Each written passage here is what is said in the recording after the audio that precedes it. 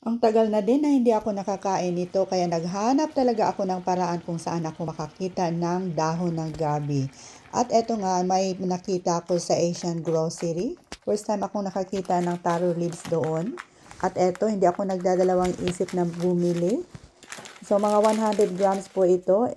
Dito sa kumukulong tubig, ilagay na natin itong ating dried taro leaves. Takpan at pakuluan muna natin ng mga about 5 minutes.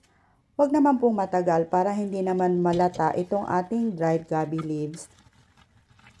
Pinakuluan ko muna para siguradong malinis itong ating dried taro leaves. At pagkatapos na nating na-drain ay ililipat na natin dito sa ating pot. Ayan po. At saka idagdag na natin itong ating mga spices tulad ng ginger, garlic at saka onion.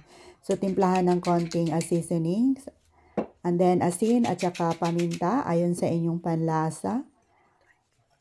At lalagyan din natin ng dried squid. So nasa inyo na po kung ano yung isasahog nyo. So lalagyan din natin ng isang latang coconut milk at isang latang coconut cream. Ayan po. So takpan lang natin at lutuin.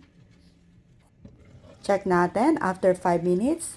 Push the lids down to absorb more coconut milk. Ayan po. And continue to cook for another 10 minutes. Ilalagay na natin itong red chili. Nasa inyo na po kung gaano po kadami yung ilalagay nyo. At timplahan ng konting asukal at saka fish sauce. At saka na natin idagdag itong ating coconut cream. So, continue to cook lang po for another 10 minutes.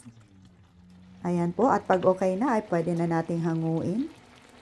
At iserve na kaagad. I-try nyo na din to mga mamshay.